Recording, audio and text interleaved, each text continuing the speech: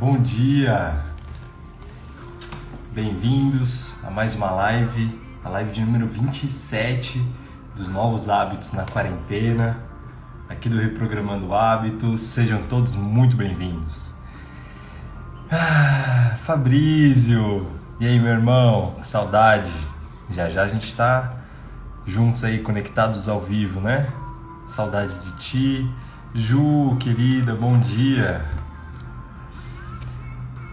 Minha querida Fabi já entrou.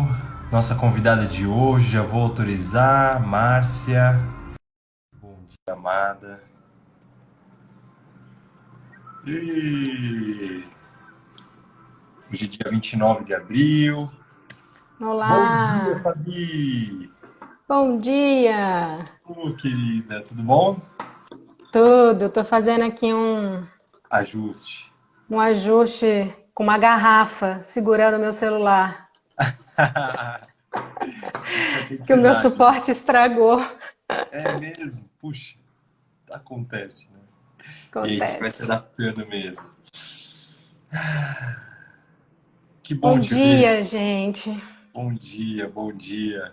Que bom te ver mais uma vez. Ai, que alegria, Gus. Que presente. Eu já estava aqui, acho que eu já estou há tanto tempo aqui esperando esse momento. Estava aqui já me preparando, preparando, e agora que eu estou te vendo, eu tô, chegou. Chegou o Ai, momento. lindo. O Gus é um presente na minha vida. Então, a gente Querido. se encontrou aí na vida, né, Gus? E é um grande presente. Uhum. Ó, vai fazer, inclusive, Quanto 2017, tempo? três anos que a gente se conheceu. Uau. 3 anos agora mesmo, agora em maio. Faz três É anos. verdade, verdade. Ó, bom dia, Márcia. Muito obrigada. Obrigada, gente, pelo convite, viu? Para mim é uma Imagina. alegria imensa, imensa.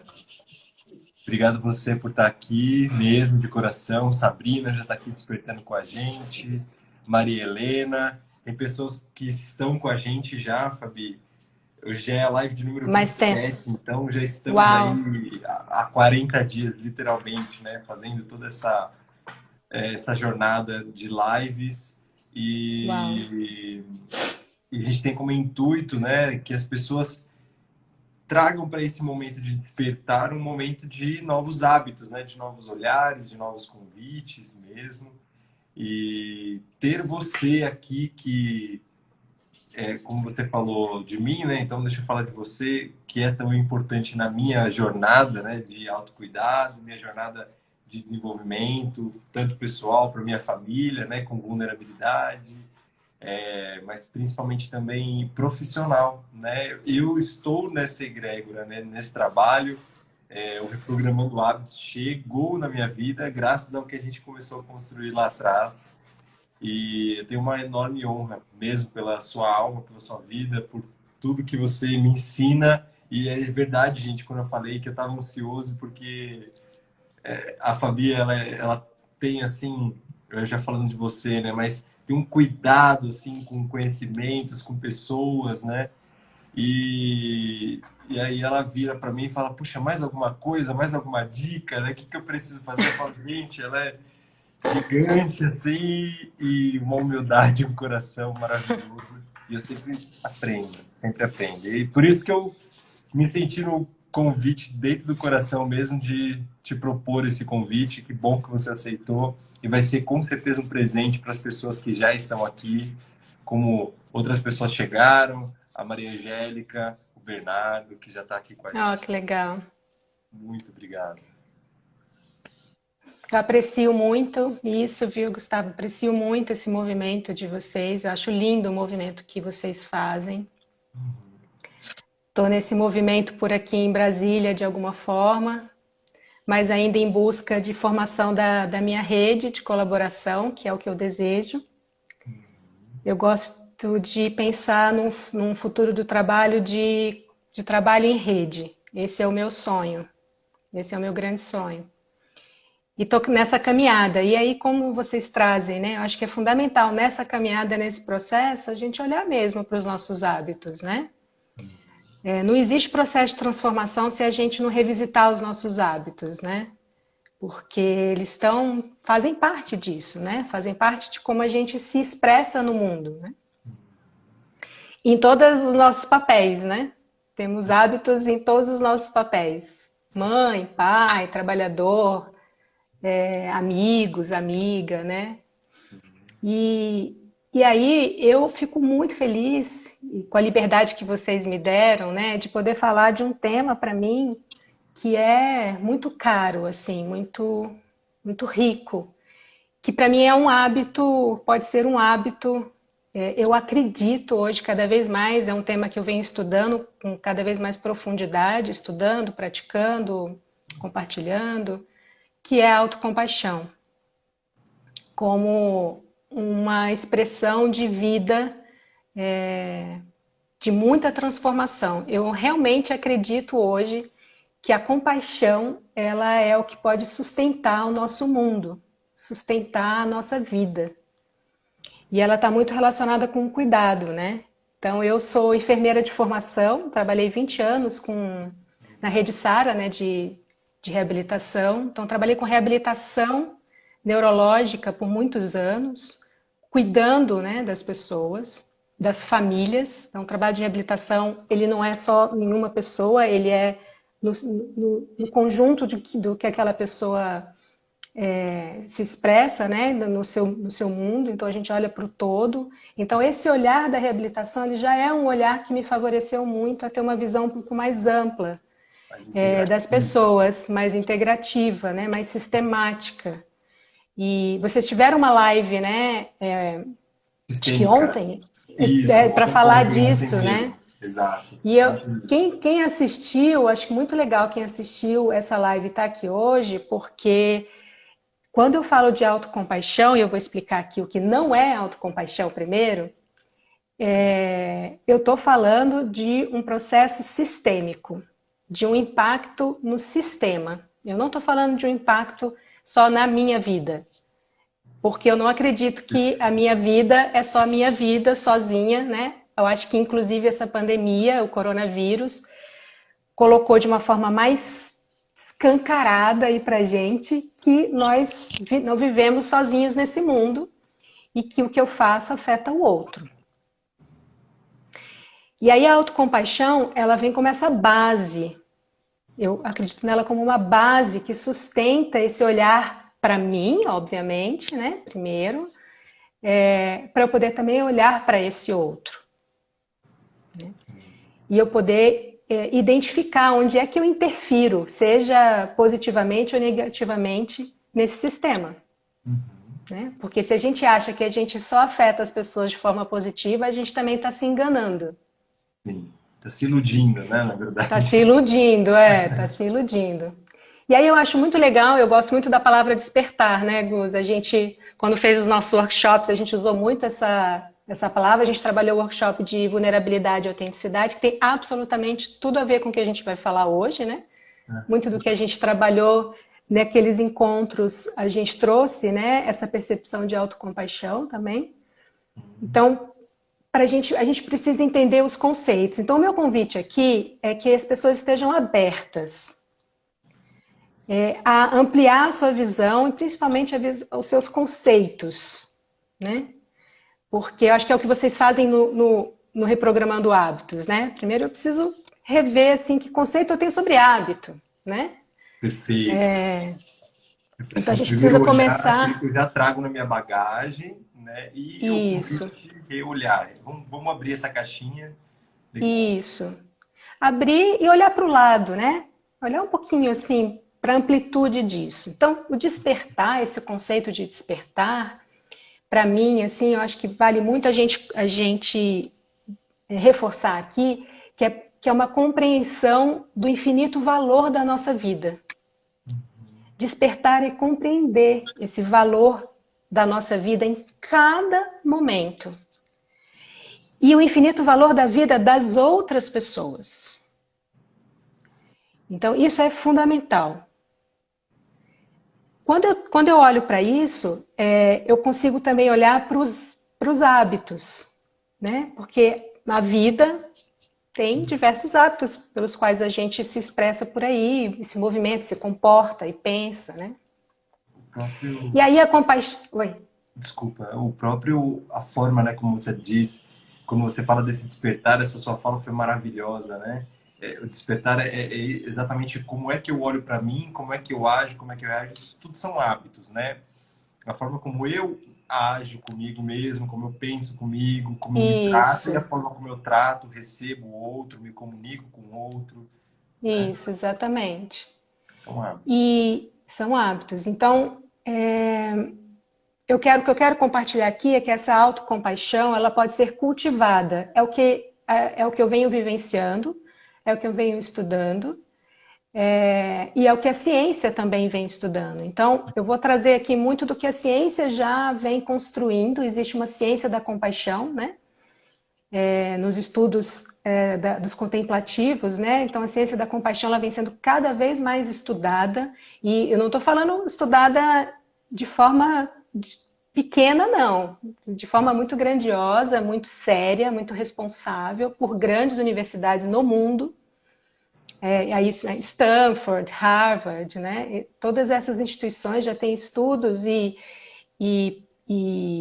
grupos, né, de práticas, né, relacionados à compaixão. Então, tem uma base budista também do que eu vou trazer, porque existe uma sabedoria, né, que a gente pode aproveitar, né, disso tudo. E existe essa observação do humano. Então, eu gosto de falar que eu sou uma exploradora das relações humanas. Então, as relações com o outro e a relação com a gente mesmo.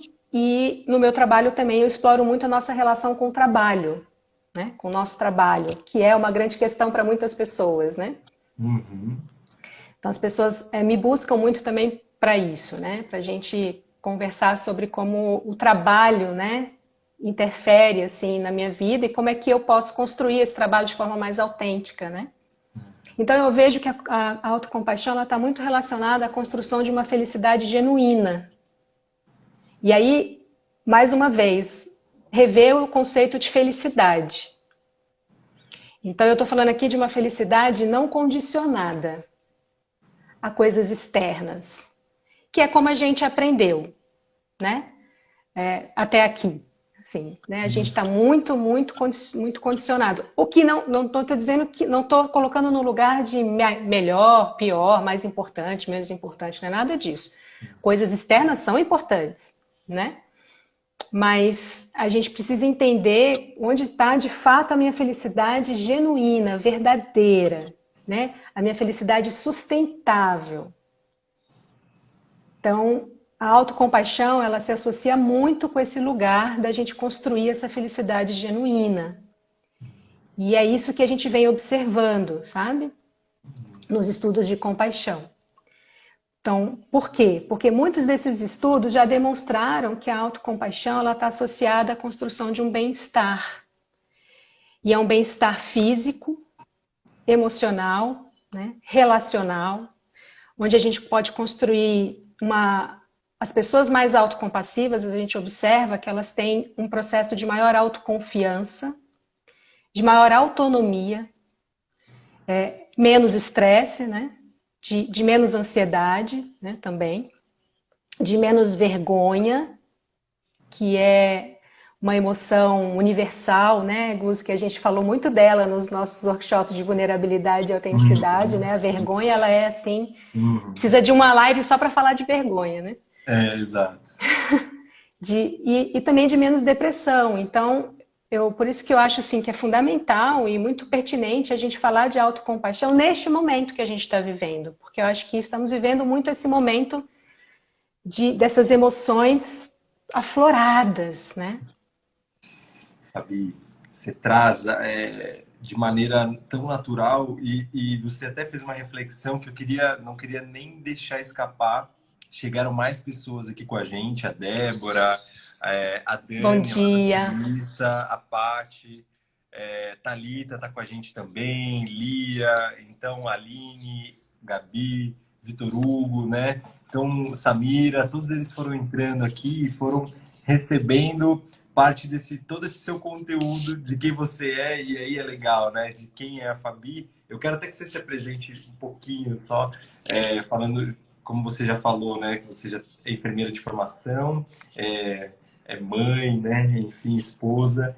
Mas eu queria deixar até o convite de novo, porque o primeiro convite, talvez, dessa live seja vocês olharem os conceitos, né? Vou fazer de novo o seu próprio convite para não perder, porque foi muito valioso para mim, do que eu tenho de conceito como felicidade, o quanto eu sustento minha felicidade, né? Se ela é genuína, se ela é sustentável ou não, mas também todos esses conceitos que você chamou de bem-estar, né? Do físico, emocional, relacional, de autoconfiança, Espiritual. espiritual, meu conceito de vergonha, né? Meu conceito de ansiedade, como é que eu olho para isso. E eu tenho certeza que se você chegou agora e está conectado com esses conceitos de alguma maneira, a Fabi tem muito a agregar. A gente vai ter pouquíssimo tempo, inclusive, para tanta coisa. Vai me E avisando aí o tempo, hein, Gus? Por não, favor. tranquilo, meu bem, tranquilo mesmo. Porque, E aí, né? sim, vamos embora. Mas me fala rapidamente assim para as pessoas que a autocompaixão tem a ver. Você falou dos seus círculos, né, de trabalho, mas também já pegando essa linha, pode ser? Do meu trabalho? Do seu trabalho, de quem você é hoje, né? Hoje, o Aham. caminho de autocompaixão. É, eu gosto de falar assim, eu fiz uma transição, né? Hoje eu não trabalho mais como enfermeira, né? Então eu trabalhei como enfermeira por 20 anos, que foi muito importante para mim. E eu fiz uma transição em 2017, foi definitivamente uma transição de exclusivamente me doar para construir o meu trabalho. Mas em 2015 eu pedi demissão, né? E aí, de 2015 para cá, eu venho tentando construir esse trabalho, né? De empreender, né? Dentro desse universo do desenvolvimento humano, mas com foco hoje, né? De tudo que eu já estudei, eu estudei muita coisa, de explorar as relações humanas e de olhar para como as pessoas podem se autoconectar, de como as pessoas podem olhar com mais clareza para essa felicidade genuína, né, na vida, no trabalho, nas relações. Então, eu trabalho como facilitadora de comunicação não violenta, que também é conhecida como comunicação compassiva. E foi na comunicação não violenta, primeiro, que eu tive maior vontade de emergir mais no conceito de compaixão e de estudar mais sobre isso. E porque, essencialmente, ela fala dessa construção das relações humanas, né? De uma forma mais harmônica, né? Da gente poder olhar, só que aí a gente olha para a gente, né? Para a nossa autoconexão, para conseguir ser honesto com as pessoas e para conseguir escutar as pessoas. Que são duas coisas que hoje em dia estão raras, né? Assim, esse lugar de escuta, mas eu falo de uma escuta verdadeira, né? Não aquela escuta onde eu estou ali só esperando a minha vez de falar. A escuta atenta, ativa, né? Que a gente fala, que é um exercício super difícil, né? Para as pessoas fazerem hoje, porque está todo mundo muito corrido, né? Com a mente muito acelerada, né? E por isso eu trago também para a minha experiência, para o meu trabalho, a meditação, né? E aí, essencialmente, o mindfulness foi como eu comecei a me introjetar, né? Nesse universo também da meditação, porque ele transformou minha vida, assim. Basicamente, a minha, do meu marido. Quando eu uni, né, a CNV, que é a comunicação não violenta, com a meditação, e agora a compaixão, eu falo que eu tenho um laboratório, que é a minha própria casa. Né? Lindo. Então, as minhas, né, eu sou mãe, tenho dois filhos, uma adolescente, um menino de 11, a Ana Clara e o João.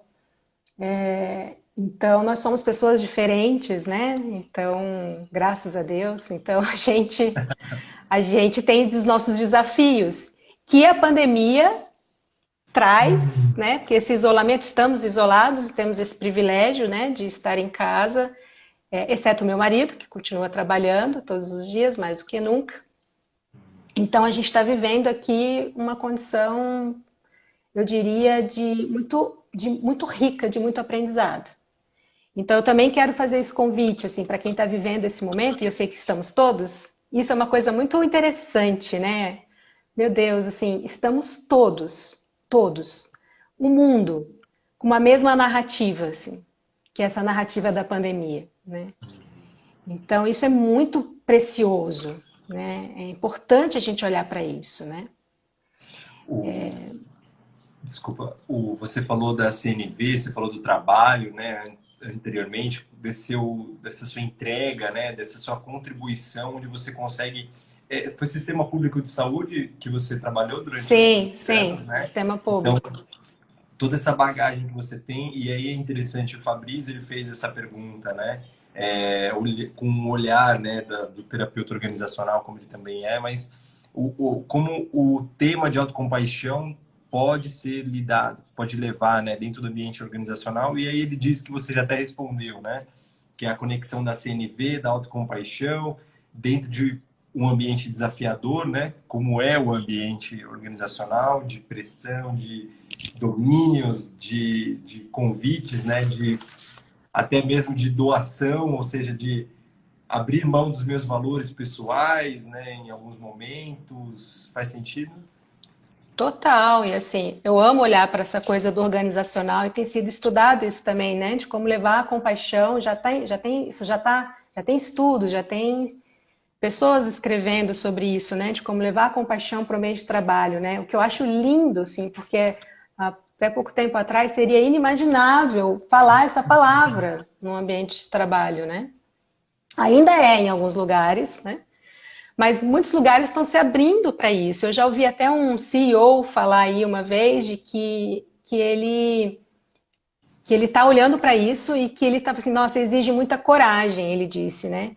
Para ele de poder levar a compaixão para as relações do trabalho dele. Até porque no ambiente de trabalho, e aí eu acho que a autocompaixão é fundamental, porque as pessoas estão muito adoecidas no trabalho, né? E tem vários fatores relacionados a isso. E um deles é a vergonha. Quantas pessoas não têm, assim, no ambiente de trabalho, a vergonha ela acaba sendo um recurso de controle. E isso é muito sério, né? E isso é muito comum. Então, o Marshall Rosenberg, que sistematizou a comunicação não violenta, ele inclusive tem uma frase, né, desse lugar do organizacional, em que ele diz que ele que era um mediador de conflitos em campos de guerra, né, ele colocava pessoas que pensavam completamente diferente, né, para conversar. Ele disse que os ambientes mais violentos em 40 anos de vivência da CNV, né, de levar isso para os espaços, os ambientes mais violentos que ele vivenciou foram os ambientes do trabalho, o organizacional. Por quê, né? Porque lá no campo de guerra estava muito explícita as diferenças. As pessoas falavam, né? Eu não gosto disso, eu odeio, e enfim, né? Mas no ambiente de trabalho, essa violência ela está muito camuflada, muito velada, e ela está muito na nossa comunicação, de como a gente se comunica, né? Então, para a gente poder olhar para isso, a autocompaixão ela é uma importante ferramenta, porque a gente vai entrar em contato, inclusive, com a nossa contribuição para essa violência. Né? E quando eu falo de violência, que é muito legal, é um outro conceito importante da gente rever. O que é violência para você? Né? Quando a gente fala violência, eu chuto aqui que a grande maioria pensa fora. Lá Violência, fora. A agressão, violência está lá assalto, fora. né?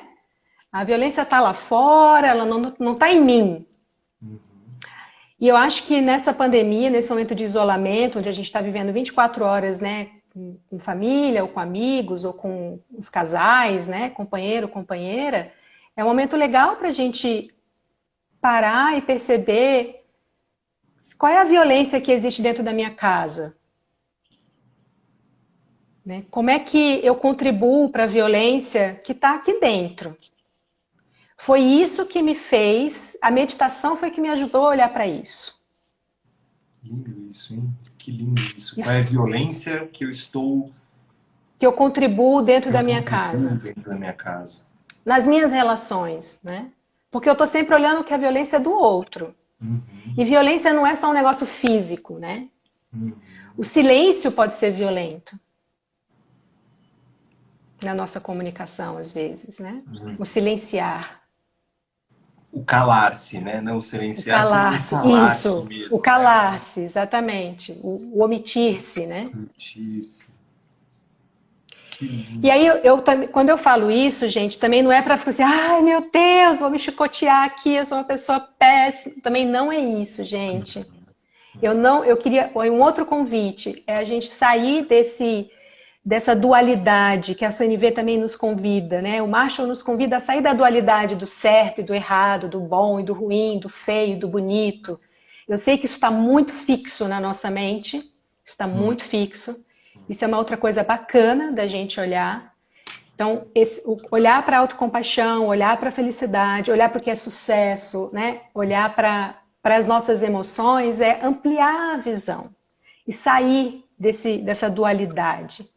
Né? O Rumi tem que é um poeta persa, né? Tem uma frase linda, né? Que ele diz, existe entre o certo e o errado, existe um campo florido e eu encontrarei com você lá. Então, isso é lindo, né? Isso é lindo. Então, acho que esse é o nosso desafio, assim.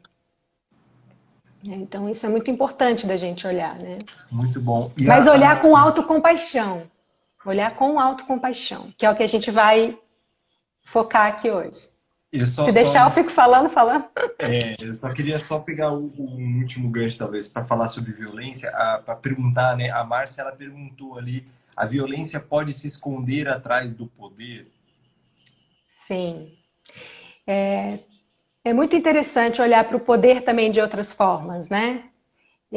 Tem uma literatura, acho que é o Adam Kahane, que fala da expressão poder e amor. As duas coisas. Como é que as duas coisas podem coexistir?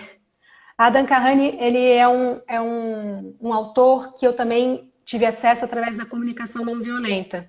Depois eu posso passar assim, alguns livros que ele escreveu. E ele tem um livro, se eu não me engano, é um livro onde ele fala Trabalhando com o Inimigo, como trabalhar com quem eu não concordo, com quem eu não gosto, com quem, né? Porque a gente não gosta de todo mundo, né?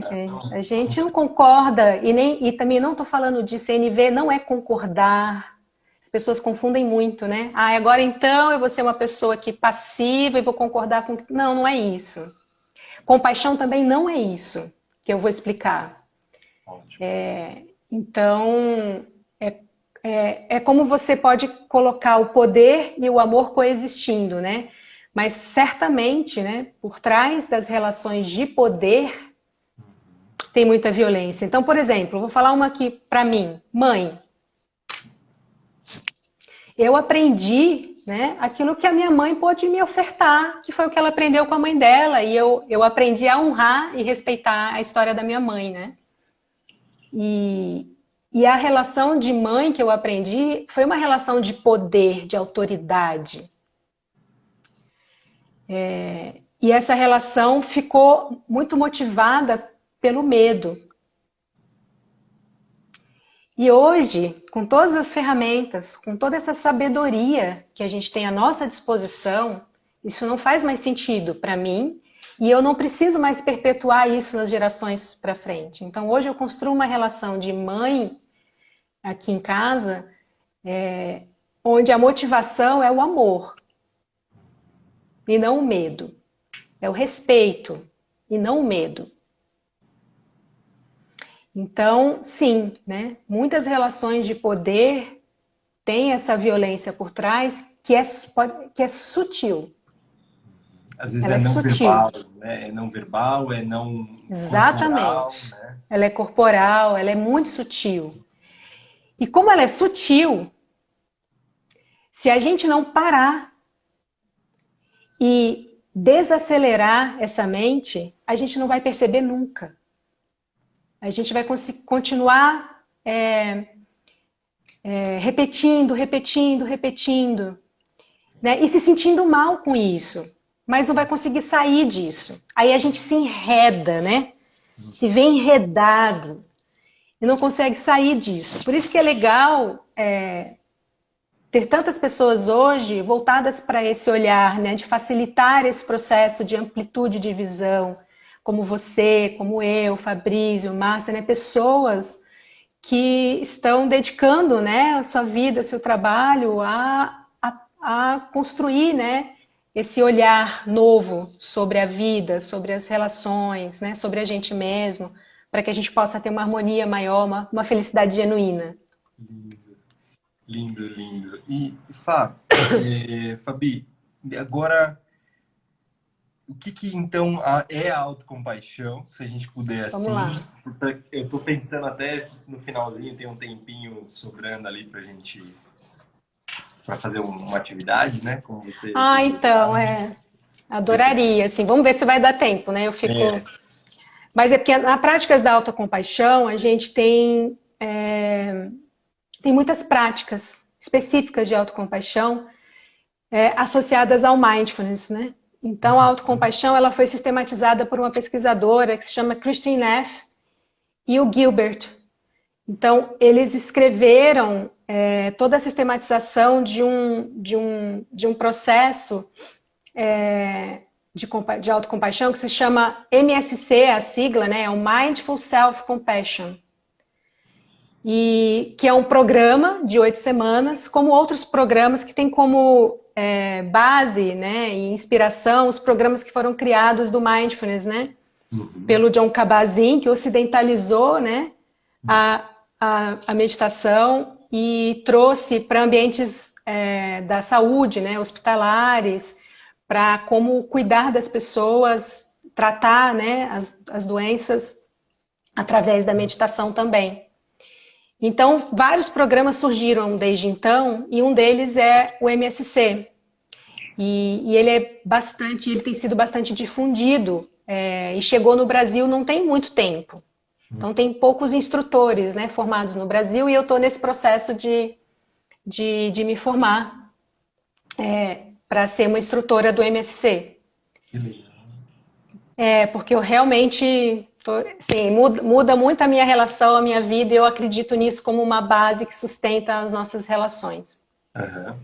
Então, para falar o que é autocompaixão, eu gosto primeiro de falar do que não é autocompaixão. Porque as pessoas têm uma coisa... não é comum falar de compaixão aqui no Ocidente, né? Compaixão, quando a gente fala aqui, as pessoas automaticamente relacionam a autopiedade. Então, eu já digo, autocompaixão não é autopiedade. Porque autopiedade é se vitimizar. E a autocompaixão, ela é uma força vital de vida. Ela não é se vitimizar, né? Se vitimizar é você colocar a responsabilidade da sua transformação no outro. E a autocompaixão não fala disso. É justamente você depender menos do outro para essa transformação, né? Óbvio, considerando de que a nossa transformação ela se dá em relação a, né? Na relação com as pessoas. Não estou falando disso, né? Estou falando dessa dependência que às vezes a gente tem, né? De transferir responsabilidade. Então, não é autopiedade. Autocompaixão também não é autocentramento, né? Você, vou ficar egoísta, né? Então é um egoísmo ser autocompassivo. É muito interessante falar disso, porque isso é muito comum. Eu faço círculos do cuidado em que profissionais que cuidam de outros profissionais participam, né? E é comum ouvir isso, assim, de falar, nossa, eu nunca pensei que eu tivesse direito de me cuidar, porque quando eu me cuido parece que eu estou deixando de cuidar do outro. E isso é muito comum, a gente se engana, né, com essas visões, né? Então, autocompaixão não é autocentramento, né? Porque quando a gente... Autocompaixão, autocentramento é quando a gente se critica. A autocrítica que a gente tem, né? A gente tem um chipzinho aí de autocrítica forte, né? Quando a gente se critica, aí sim a gente está sendo autocentrado. Porque é eu. Né? Então, a gente fala, né, que hoje existe uma obesidade desse eu. Né? Uma super identificação com a nossa identidade. Isso é um obstáculo para a compaixão e para a autocompaixão. Então, a gente se cuida na autocompaixão, não é para se sentir melhor. A CNV, por exemplo, também não é uma ferramenta para você ficar bonzinho e se sentir melhor com as pessoas. Não é. A gente olha para a CNV e olha para a autocompaixão porque a gente sofre. Porque sofremos. Todos, todas sofremos. Então, a autocompaixão, reconhecendo esse sofrimento, ela é uma disposição para o cuidado. Portanto, não é autocentramento. Então, a autocompaixão, ela também não é uma visão idealista da gente. Ela é uma visão realista da gente. É a gente olhar para o nosso pacotinho todo. Né? Daquilo que... da nossa sombra e da nossa luz, né? Autocompaixão, o inteiro. O todo. E autocompaixão também não é autoestima, que é muito comum as pessoas confundirem, né? Então, é legal a gente olhar que assim, autoestima, ela está relacionada a uma autoavaliação positiva. E eu, mais uma vez, não estou falando que a autoestima é ruim. A autoestima é importante. Mas o que sustenta a sua relação com você mesmo não é a autoestima. Porque a autoestima ela é contingencial. Ela depende de uma avaliação. Você está olhando você em relação, em comparação a alguém, a algo. A autocompaixão, ela não tem essa contingência. A autocompaixão, ela está com você em todas as horas. Seja no sofrimento, seja na alegria. Mas principalmente no sofrimento. A autoestima, ela está com você quando está tudo bem. Mas se o negócio degringolou, a autoestima some. Você nem lembra dela. Se sente bem em frente a alguma coisa, né? Então, essa comparação... Exatamente. Porque a autocompaixão ela não é uma autoavaliação. A autocompaixão ela é uma maneira da gente se relacionar com a nossa paisagem em constante mudança.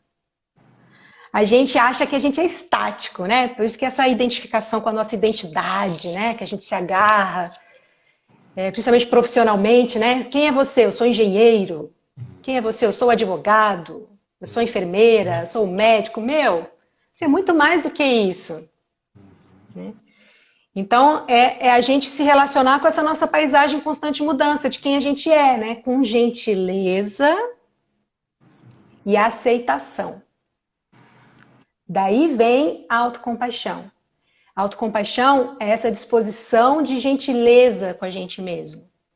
Essa disposição de aceitação de como a gente é, ou de como a gente está. Então, principalmente, né, quando a gente falha, ou quando a gente se sente inadequada, né, quando a gente erra. E eu tenho, assim, se eu fizer uma pergunta aqui, né, como é que você, se você presta atenção, né, nos seus pensamentos e como você tem o seu diálogo interno, como é que é o seu diálogo interno durante um dia inteiro? Isso é um bom exercício, assim, de você perceber como está a sua... o quão autocrítico você é. Como é que você se trata, né? Então, a autocompaixão, o que é a autocompaixão? A autocompaixão, ela entra num lugar de você testemunhar o seu sofrimento. De você reconhecer o seu sofrimento e não negar ele. Agora, nessa pandemia, falou-se muito disso, né? Das pessoas entrarem num processo de negação, né? De que isso estava acontecendo, né? A gente tem essas fases, né? Fase do luto. Isso. Então, a Márcia trouxe, inclusive, aqui.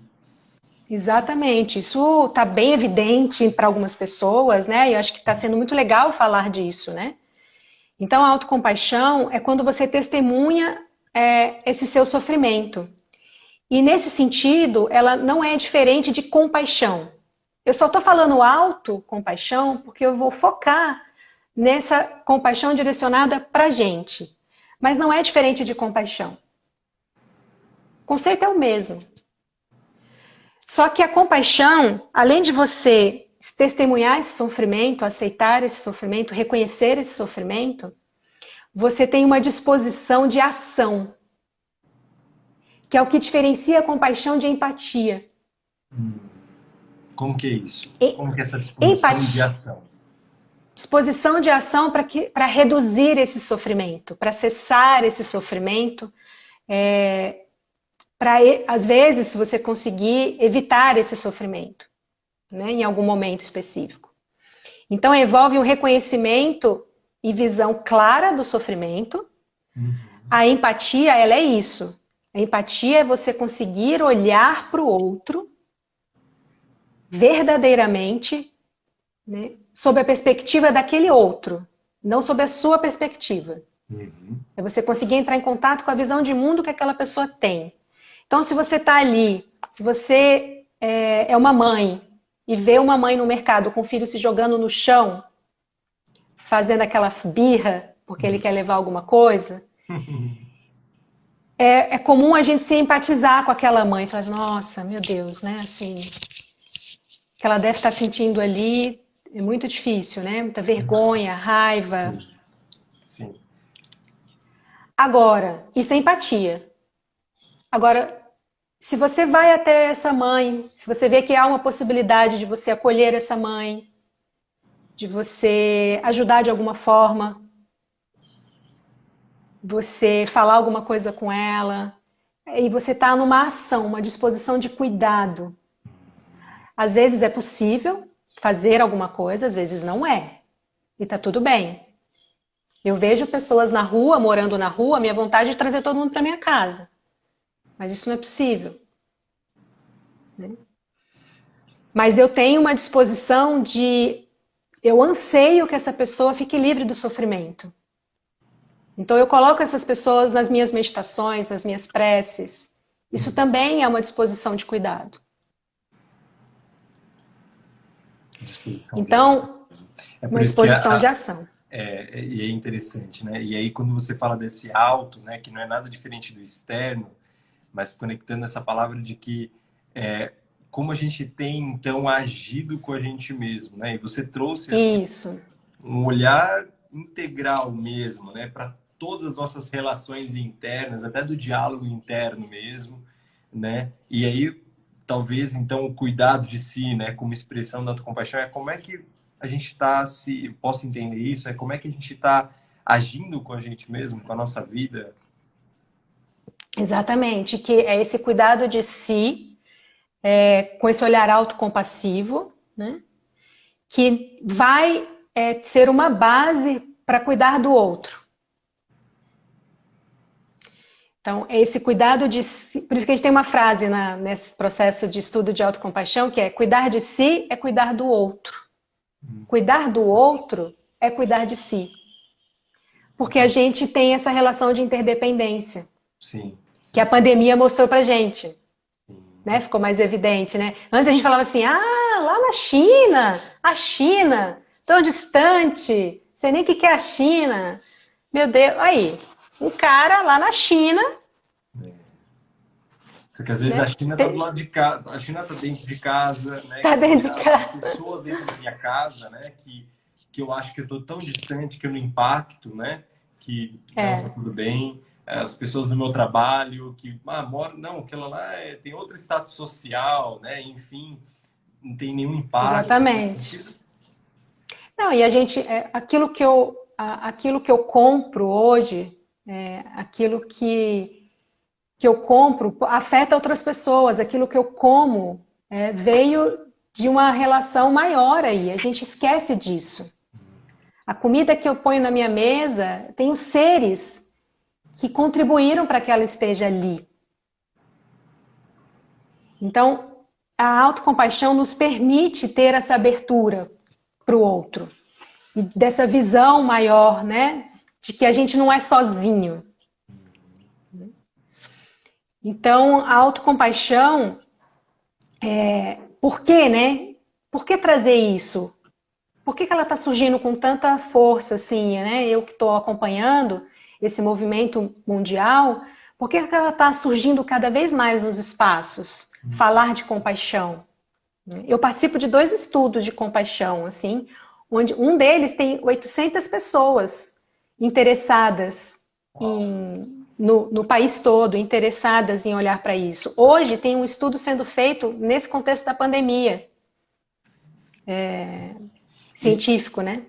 Legal. Então, Desculpa, pode terminar. Então, por que autocompaixão?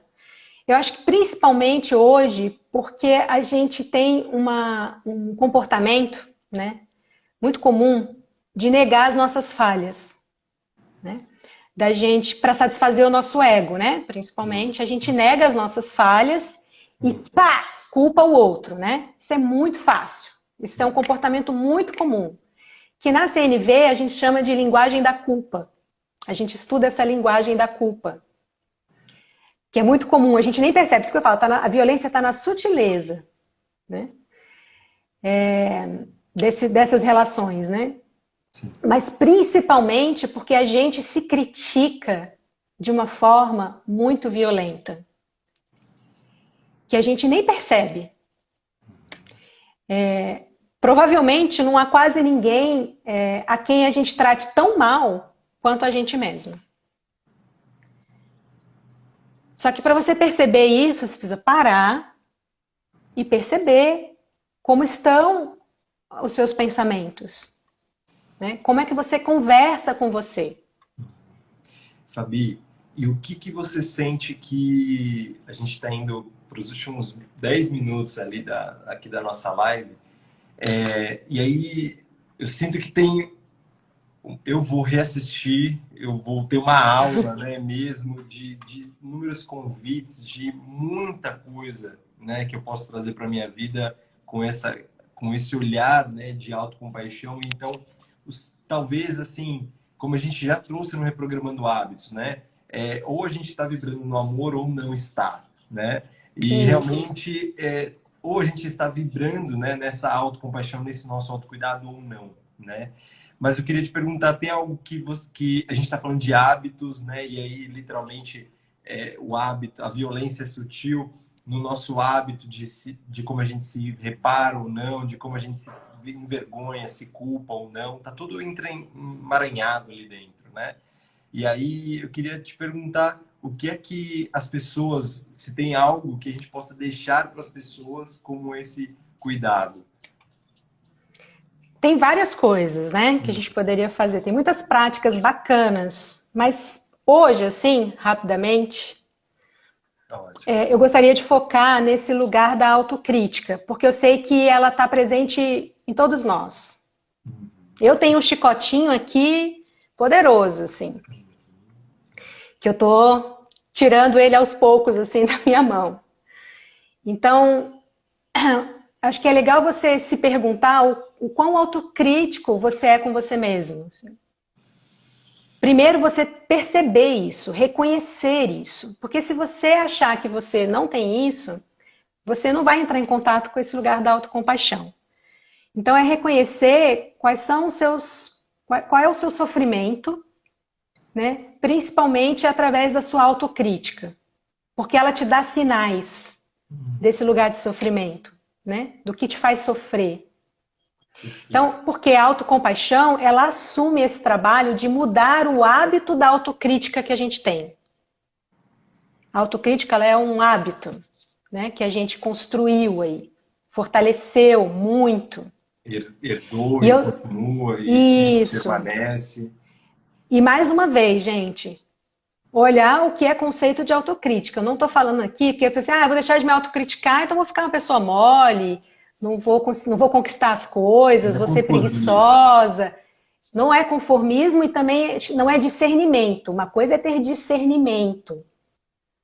Outra coisa é você se violentar. Então, é esse lugar de você abrir o coração para você mesmo. Abra o seu coração para você mesmo. Então, uma dica é, quando você perceber a sua voz autocrítica, procura olhar para ela e falar assim, como é que eu falaria comigo, então, de uma outra forma? Como é que eu posso ter uma voz mais compassiva comigo? E aí você pode entrar em contato com as coisas que você gostaria de escutar. Se você tiver muita dificuldade de fazer isso para você mesmo, porque às vezes a gente tem, O negócio é tão poderoso que a gente não consegue nem falar coisas boas pra gente. A gente sabe disso, né, Gus? Oh. Faz um exercício, então, então tá. Como é que eu falaria? Pensa numa pessoa que você gosta muito, uma grande amiga, um grande amigo, que está passando por coisas semelhantes que você. E o que você falaria para essa pessoa? Como é que você acolheria essa pessoa? Aí você vai provavelmente entrar em contato com uma voz compassiva.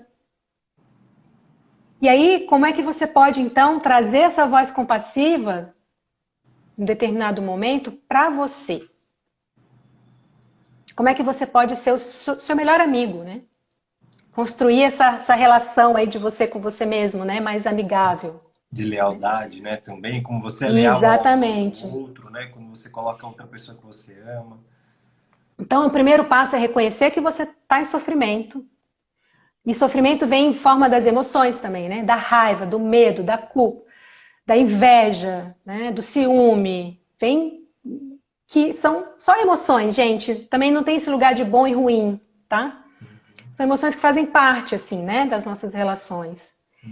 E reconhecer isso, aceitar, e aceitar não é passividade, tá? Aceitar é para você dar um passo para ação, porque a gente só muda aquilo que a gente vê, aquilo que eu enxergo. Eu só transformo quando eu aceito. Você falou aquela questão da sistêmica, né? E é aquilo que eu tomo, né? Para mim, no sistema, na visão sistêmica, a gente fala disso, né? De que aquilo que eu acolho, que eu dou espaço para mim, né? Então, aceitar não é também eu sou assim mesmo e pronto, acabou. Não, Isso, eu nasci ok, assim, vou morrer assim. síndrome da Gabriela. É Não, Gabriela. eu tô acolhendo, né, Fabi? Eu tô acolhendo mesmo e ok, isso é meu, né? Minha raiva, minha culpa, minha tristeza. Que aí eu paro de Isso, sensação. Lindo. exatamente. Então, quando a gente aceita, a gente tem a chance de investigar melhor o que está por trás da nossa dor, do nosso medo, da nossa raiva, porque eles são alertas. Se a gente começa a olhar para as nossas emoções como alertas, essas emoções mais desconfortáveis, eles são alertas. Por trás deles, na CNV, a gente fala isso, né? Tem necessidades não atendidas. Né? O Marshall fala que a violência ela é uma expressão trágica de uma necessidade não atendida. E nós temos necessidades humanas que são universais, de amor, de segurança, de confiança, de paz, de felicidade. São necessidades humanas, universais. Eu tenho, você tem. Então, a gente está vendo isso agora, né, na pandemia. Todo mundo com uma necessidade de segurança. Não estou sozinho nisso. Eu estou sofrendo, eu estou com medo. Enfim. Então, quando você faz isso, você não se identifica com essa dor. Você não é raivoso. Você não é medroso. Você está com essa emoção naquele momento, mas todas as emoções são transitórias. Elas passam. Só que eu só vou perceber isso, e aí é muito legal, eu preciso falar dos 3 componentes, por último, da autocompaixão. O primeiro componente da autocompaixão, para você conseguir perceber tudo isso, então, é a atenção plena, que vem do mindfulness, né? Mindfulness é você praticar, treinar a atenção plena. E, gente, não tem outro... Não é milagre. Não vai sozinho, assim, nossa, agora... Não, não é, gente. É agora. É treino. Sabe? Você precisa praticar. É que nem um pianista. O pianista não toca lindamente porque ele aprendeu da noite para o dia, gente. Ele treinou isso ao longo de uma vida. Então, é reconhecer, a atenção plena te dá a possibilidade de você reconhecer, fazer esse reconhecimento com abertura e aceitação. A atenção plena dá essa possibilidade. Então, é treinar. E a gente treina a atenção plena com uma coisa muito simples. Pode começar, né? Com uma coisa muito simples, que é focar na sua respiração. Se você fizer isso todos os dias, 5 minutinhos, você já está treinando e desacelerando essa mente, né? Que não é parar de pensar, tá? Mas é... Muito pelo contrário, é você reconhecer a sua realidade e não fugir dela, né? E olhar como de fato as coisas acontecem. Um segundo componente da autocompaixão é a gentileza consigo. Essa gentileza consigo se contrapõe à autocrítica. que é a dica que eu dei, você praticar isso. Pratica a gentileza com você. Né? Procura as suas palavras compassivas, como se você estivesse falando com uma criança, como se você estivesse falando com alguém muito querido. E a terceiro componente é a humanidade comum, a humanidade compartilhada, que para mim é uma das coisas mais lindas da compaixão, que se contrapõe ao isolamento. Você não está sozinho, você não está sozinho, você está sofrendo, mas assim como você, todos nós estamos sofrendo. Porque a gente compartilha essa humanidade, né? Então, quando a gente olha para a experiência do outro, a gente se conecta. Então, a compaixão, ela traz essa possibilidade da conexão humana. E para você se conectar com o outro, é importante que você trabalhe a sua autoconexão. Quando você se conecta com você, quando você desacelera essa mente que te perturba, você tem a chance de entrar em contato com a beleza da vida. Então, essa é uma frase que eu, inclusive, falo muito para mim, compassiva, que eu possa entrar em contato com a beleza da vida. Que eu Isso é possa muito que eu possa em entrar. contato com a beleza da vida. Esse é o despertar. Lindo, Fabi. Lindo, lindo, lindo. E aí, eu não sei se dá tempo. Na verdade, a gente Quanto tempo só é isso? tem 2 minutos antes do Instagram derrubar a gente. Então, assim, é pensar como é que seria se a gente se relacionasse com o nosso sofrimento com mais abertura, aceitação, ao invés de negar, ao invés de se vitimizar. Como seria se a gente fosse mais afetuoso com a gente mesmo, né? Então, tem uma prática que você pode fechar os olhos na sua meditação, respirar profundamente por 3 vezes e entrar em contato com a sua fala compassiva, tentando trazer frases que você falaria, que você gostaria de ouvir. Então, assim, né? Que eu possa estar em paz, que eu possa ser feliz, que eu possa me aceitar como eu sou, que eu possa entrar em contato com a beleza da minha vida, com a riqueza da vida. Então, essa é uma prática que você pode fazer ali 6 minutinhos com você mesmo, se falando essas frases, né? Trazendo isso para você. Tem várias práticas, gente. Poderia aqui... Assim, eu confesso que eu tava olhando o relógio assim, pra ele, estica mais um pouquinho, por favor, Instagram. Mas porque eu sinto que você deixou essa imensidão, como eu falei, né? Não sei, as pessoas que estão assistindo agora, a gente está indo para os segundos finais mesmo. O Instagram vai derrubar a gente em 50 segundos aqui. Eu vou Ai, meu deixar a Deus! Fabi se despedir. Gratidão, gente. Eu tenho certeza que ela deixou com vocês um presente enorme, enorme, com tanta reflexão, com tanto amor. Mas eu queria fazer um convite mesmo para que as pessoas fizessem isso em casa, de parar, respirar, se conectar e fazer essa mentalização, né? E manda pra gente, manda como feedback pra gente, pra Fabi mesmo, como é que é o Isso. seu momento de autocuidado, de autocompaixão hoje, né? Se fizer sentido hoje e tudo mais. No meu Instagram eu costumo falar um pouco disso. Eu estou tentando me programar para fazer vídeos dessas práticas, algumas coisas. Tem um grupo que a gente faz, enfim, tem várias possibilidades. Tá. A gente pode voltar? O Instagram vai derrubar. A gente pode voltar 10 minutos para a gente fazer a meditação? Você faz para a gente? Ué, pode. Então, Né? Pode fazer isso, né? pode. Vamos. Verdade, tudo pode, né, nessa vida. Então, queridos, a gente vai entrar agora numa nova live. Então, vamos derrubar essa, o Instagram já vai derrubar e a gente já abre de novo. Entrem e se preparem já. Peguem aí o sofazinho e a Fabi vai conduzir pra gente, tá bom? Isso. Então, até já, até já. Até. Beijo, gente.